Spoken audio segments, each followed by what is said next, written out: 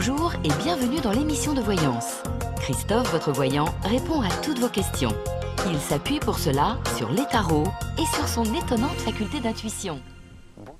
Bonjour à tous et bienvenue sur le plateau de l'émission de voyance.com. Eh bien écoutez, je suis ravi de vous accueillir en ce 26 avril 2022. Alors c'est une journée particulière, non pas que ce soit la première émission après l'élection présidentielle, bien évidemment, puisque nous n'avons pas changé de président, il semblerait, j'ai l'impression que c'est toujours le même, mais aujourd'hui, c'est l'anniversaire d'Inès, voilà, et elle fête, j'ose même pas le dire, ça va tous nous déprimer. Mais en tout cas, c'est son anniversaire, voilà, donc un très bel anniversaire à Inès et qu'elle en vive de nombreux autres. Voilà. Bon, mis à part ce petit message privé, cette semaine, les émissions vont se dérouler comme d'habitude, hein, mardi, mercredi et vendredi, nous nous retrouvons sur www.émissiondevoyance.com. Et le jeudi, nous nous retrouvons sur notre compte Instagram, notre page Instagram, de 13h30 à 14h, bien évidemment, pour que je réponde à vos questions. Et dernier point, cette semaine, nous allons tranquillement mais sûrement entrer vers la nouvelle lune de Taureau. Et à cette occasion, vendredi, j'animerai une émission spéciale. Je vous décrypterai cette nouvelle lune.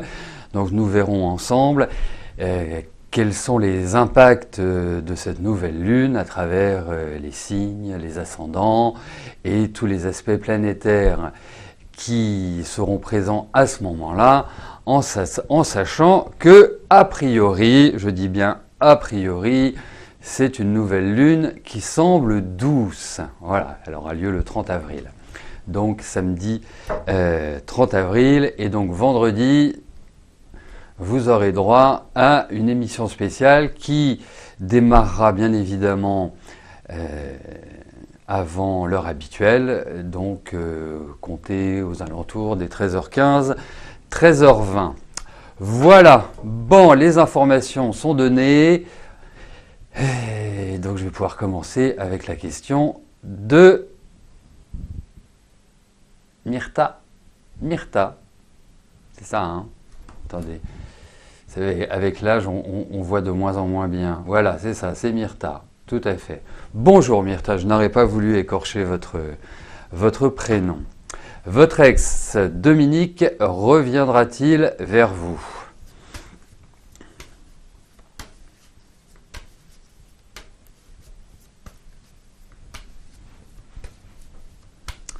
Allez.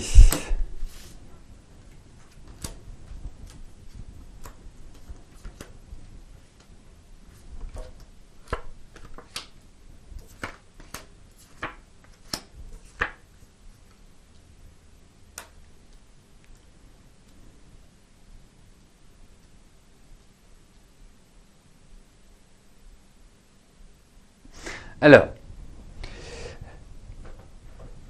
j'imagine, l'idée, c'est que s'il revient vers vous, c'est pour reprendre une relation avec vous.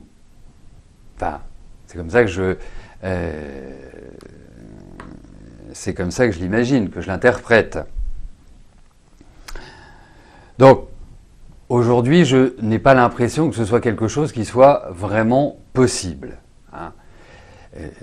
Donc, quelque part, de renouer et de redémarrer une relation. Le deuxième point, c'est que je trouve qu'il y a de la brouille. Vous voyez, je trouve qu'il y a une espèce de tension entre vous. Bon, vous ne voyez plus, il n'y a plus de tension, mais comme si, initialement, cette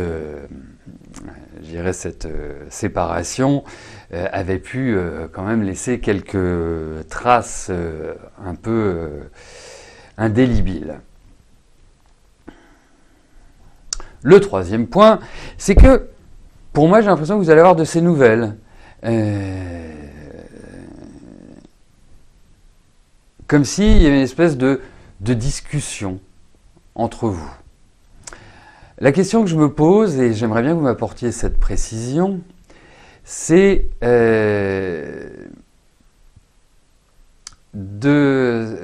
est-ce que vous avez par exemple un lien professionnel ou est-ce qu'il y a quelque chose de cette nature-là? Parce que si c'est le cas, ça prend une direction, si ce n'est pas le cas, ça prend une autre direction. C'est pour ça que je vous demande cette précision. Donc,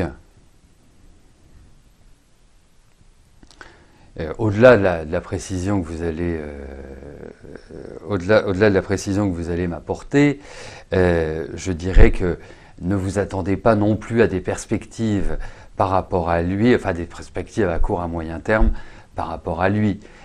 Ça paraît un peu complexe. Et puis j'ai aussi le sentiment que vous n'avez pas forcément la même aptitude à vivre votre quotidien, ou en tout cas, vous ne l'exprimez pas du tout de la même manière, à mon sens. Donc, sur la vie de tous les jours, ça ne me paraît pas non plus hyper opportun. Alors je peux comprendre, vous êtes dans une phase qui n'est pas forcément hyper facile, mais en tout cas, par rapport à lui, voilà, je ne suis pas complètement convaincu de votre histoire, enfin par votre histoire, pardon. Après, je vous souhaite tout le contraire. Bon, eh bien écoutez, la précision, ce sera pour un autre jour. Mum47, donc, votre lieu de résidence va-t-il changer d'ici la fin de l'année vers la région lyonnaise? Donc, allez-vous déménager?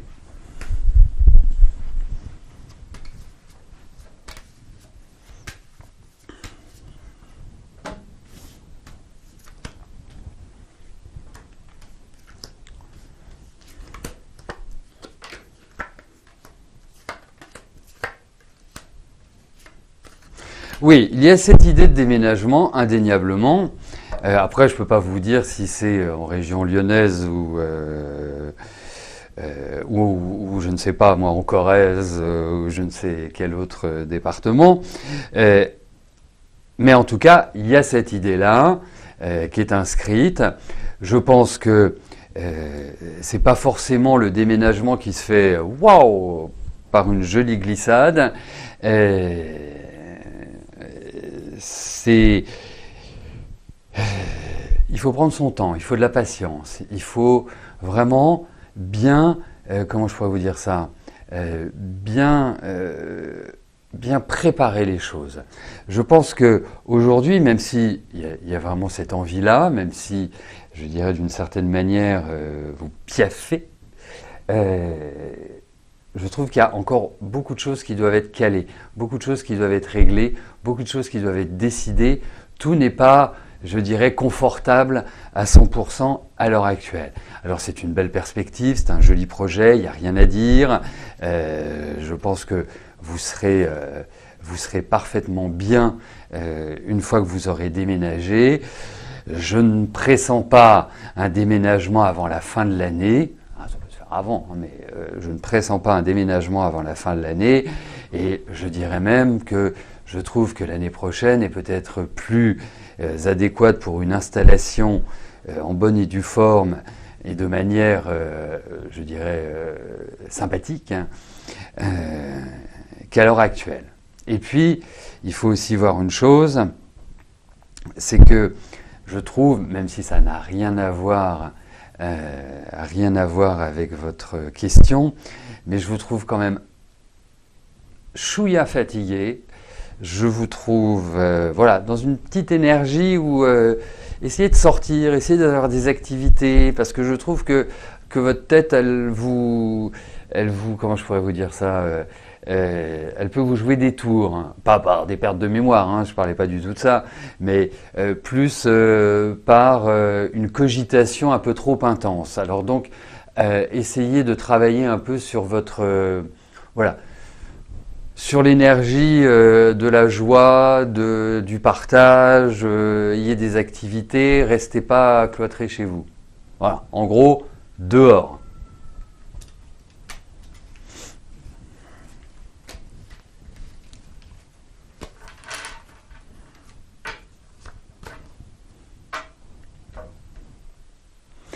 Patricia, bonjour. Vous êtes locataire d'une nouvelle maison depuis le 21 avril 2022. Les propriétaires vont-ils la mettre en vente dans quelques mois?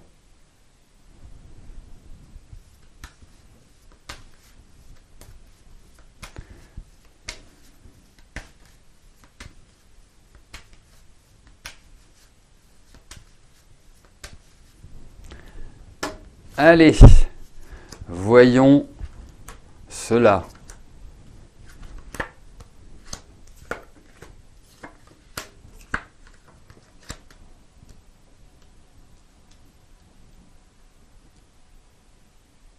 Alors, je ne sais pas quel âge ont vos propriétaires. En tout cas, ce que je puis vous dire, c'est qu'ils ont envie, besoin de changement. Effectivement, vous avez raison, Cléophée. C'est vrai que ça commence fort. Emménager le 21 avril et 5 jours après. Mais c'est peut-être pas 2022, c'est peut-être 2021. C'est un peu l'observation que je me faisais. Mais bon, quoi qu'il arrive, ça ne change pas les données du problème parce que effectivement, un propriétaire qui loue sa maison pour la vendre une semaine après, ça paraît un peu soit de l'inconscience, soit ça dénote un esprit assez joueur. Et donc,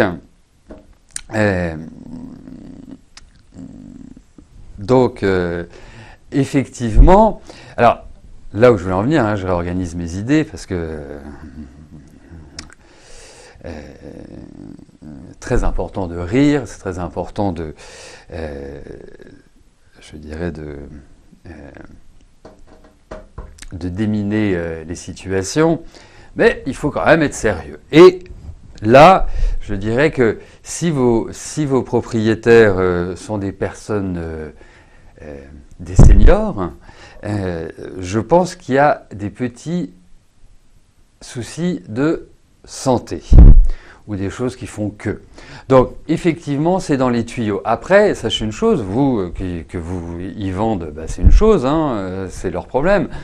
Vous avez un bail, tant que vous avez votre bail, eh bien, vous n'êtes pas délogeable, ou alors le nouveau propriétaire vous dédommage. D'accord, ok, très bien. Donc c'était bien 2022. D'accord. Effectivement, il y a cette idée-là. Mais il faut voir aussi une chose, c'est que c'est pas dans une clarté absolue, hein, si vous voulez. C'est pas non plus la décision. Je pense qu'ils sont pas forcément au point. Eh ben, achetez-la la maison. Voilà, tiens, ça c'est une idée. Peut-être que vous y avez pensé. Mais effectivement, ça pourrait être une très très bonne occasion. Hein, ça pourrait être quelque chose aussi qui se fasse en ce sens. Après, ils peuvent être un peu gourmands sur le montant. Voilà. Mais en tout cas, oui, je pense qu'ils veulent, ils veulent un grand changement. Donc, c'est tout à fait cohérent avec la vente de la maison. Voilà Patricia, donc à suivre. Gabriella, bonjour. Vous fréquentez un homme depuis quelques mois, mais vous avez un blocage émotionnel et vous vous auto-sabotez. Est-ce que ça va marcher avec cet homme? Ah ben c'est la journée des 15 octobre aujourd'hui.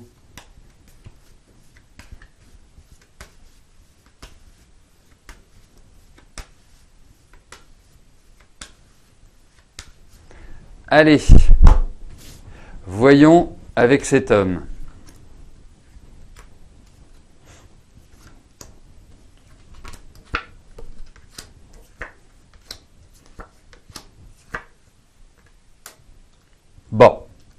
Alors,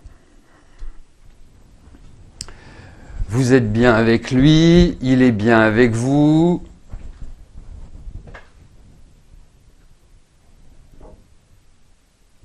Quelque part, je vous conseillerais une chose, c'est carpe diem. Voilà. Profitez de l'instant présent, ne vous prenez pas la tête. Il y a déjà suffisamment d'autres sujets dans votre vie à l'heure actuelle qui ne sont pas simples, qui sont enfermants, qui ne sont pas véritablement épanouissants pour que vous n'en rajoutiez pas si vous voulez. Alors, je ne dis pas que c'est simple votre relation, hein.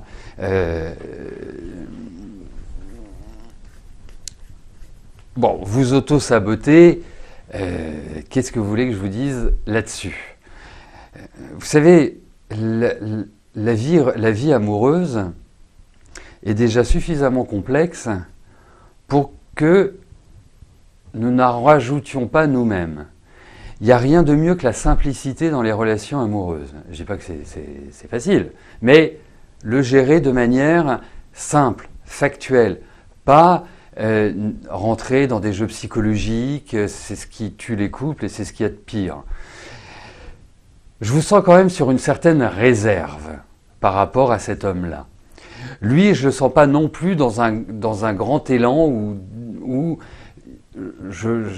j'imagine et je perçois plutôt une certaine hésitation, des doutes, des incertitudes et des questionnements par rapport à votre relation. Ouvrez-vous. Alors, bien sûr, c'est hyper simple à dire de s'ouvrir, surtout que je pense qu'au niveau affectif, vous n'avez pas été extrêmement gâté. Je pense que vous en avez un peu pris plein la figure. Je ne dis pas que vous êtes une faible femme, loin de là, hein, vous avez du tempérament, largement du tempérament, mais vous avez un émotionnel qui est extrêmement fort hein, et qui n'est pas simple à gérer. Et je pense que vous savez, pour vivre une relation amoureuse épanouissante, et au sein de laquelle vous vous sentez en harmonie, il faut que vous arriviez à trouver vous-même votre équilibre. Et je parle de l'équilibre émotionnel. Parce que vous êtes quelqu'un qui cogitait énormément. Je sens que vous avez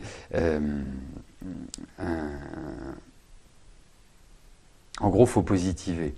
Alors après, avec lui, je ne suis pas certain que ce soit l'homme de votre vie, mais si vous voulez, après les désagréments que vous avez pu vivre, franchement, moi je vous dirais, ne vous prenez pas la tête, avancez tranquillement, profitez de l'instant présent, soyez cool, et comme je vous disais en introduction, vous avez tellement de choses à gérer en dehors, ne vous ajoutez pas un problème supplémentaire. Voilà, soyez dans une espèce d'ouverture et de situation de vie où vous faites comme vous voulez. Vous voyez, ne vous projetez pas. C'est pas le moment de vous projeter.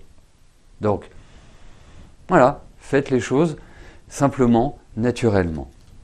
Mais effectivement, je ne suis pas certain que ce soit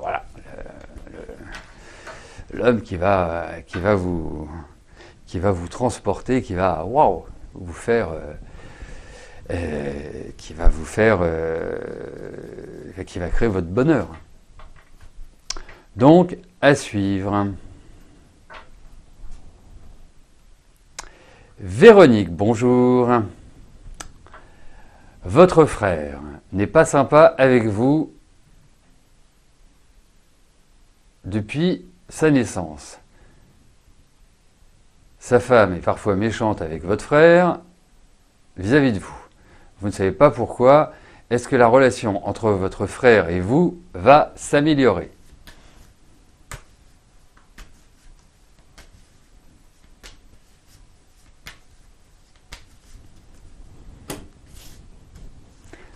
Allez, voyons les relations avec votre frère.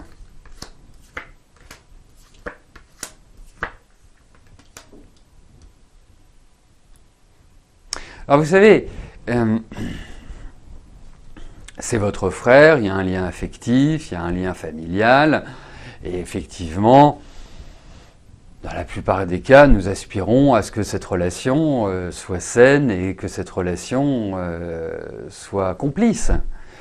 Mais parfois, ce n'est pas possible. On a beau faire des efforts, eh bien, il y a une espèce de mésentente ou une absence de cordialité. Donc, on n'y peut rien, ça. Et je pense qu'à des moments donnés, si cette histoire dure depuis des années, il n'y a pas grand-chose à faire. Là, en l'occurrence, je ne peux pas vous parler d'une amélioration dans vos relations. Je trouve que c'est très tendu, je trouve qu'il y a une espèce de jalousie ou de bizarrerie dans cette fratrie. Et donc, voilà, moi le meilleur conseil que je puisse vous donner, c'est vivre votre vie. Votre frère, c'est votre frère, il restera ad vitam aeternam votre frère, mais ce n'est pas la raison pour laquelle vous devez plier ou vous devez faire moult efforts pour essayer d'attirer l'amour de votre frère. Quand on n'a pas envie, on n'a pas envie. Donc, c'est votre frère, il est là, il existe, mais ça reste quelqu'un avec lequel il est complexe pour vous de trouver un équilibre, de trouver une harmonie. Voilà.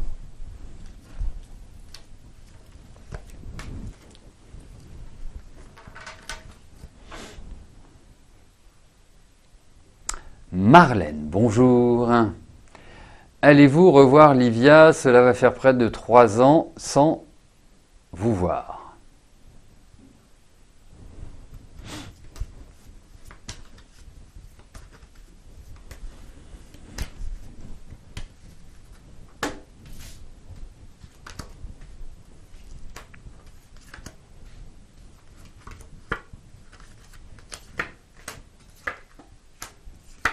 Mais oui, vous allez les voir.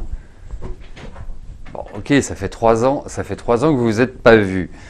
Mais il n'y a rien qui, dans ces cartes-là, qui empêche que vous vous revoyiez, qui empêche de recréer le noyau familial. Voilà, après, il y a quand même l'idée d'écrire, de correspondance, de relations qui ne sont pas forcément de visu, mais en tout cas, non, vous allez vous revoir et à partir de là, les bonnes énergies arriveront et ça vous permettra de ne plus vivre ces espaces de temps où vous ne les voyez pas. Donc vraiment pour moi, c'est une situation qui va se décanter, où vous allez retrouver une meilleure énergie. Donc vraiment zen par rapport... bien sûr, hein, quand on ne voit pas ses enfants, petits-enfants pendant un certain temps, il y a cette idée de manque, indéniablement. Mais dites-vous que c'est temporaire et que vous les reverrez et que vous partagerez des moments de joie avec eux. Voilà Marlène. Brigitte, bonjour. Vous venez de faire la connaissance de Bernard. Est-ce que je vois quelque chose de sérieux ou oiseau de mauvaise augure de passage?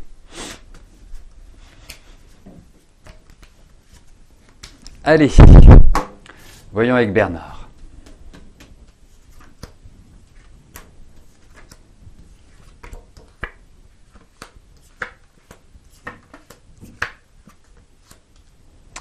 Alors écoutez,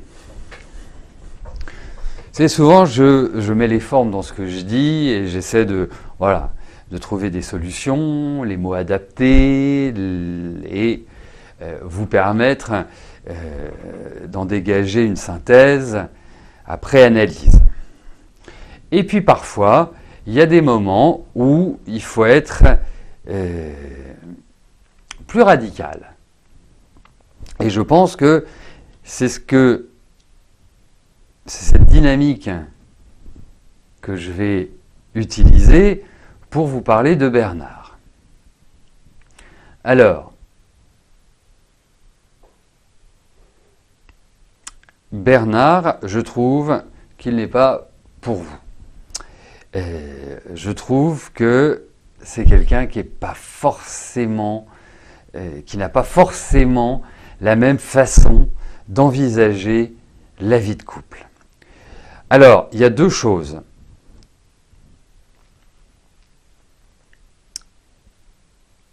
Vous pouvez avoir quelqu'un aussi qui, au niveau de sa santé, n'est pas forcément... alors, il n'est pas vieux, hein, 68 ans, c'est jeune, hein, mais je trouve que, à vérifier, hein, mais je trouve que tout ce qui est au niveau cardiaque, cardiovasculaire, n'est pas extraordinaire. Et puis, je n'ai pas le sentiment qu'il veuille vraiment, ou qu'il soit vraiment dans la même dynamique que vous sur le plan amoureux. Donc, je vous dirai une chose, pour moi, passez à autre chose.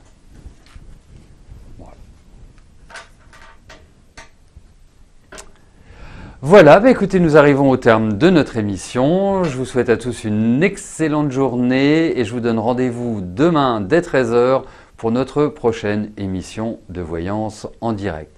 D'ici là, portez-vous bien et je vous dis à plus tard. Merci, bye bye.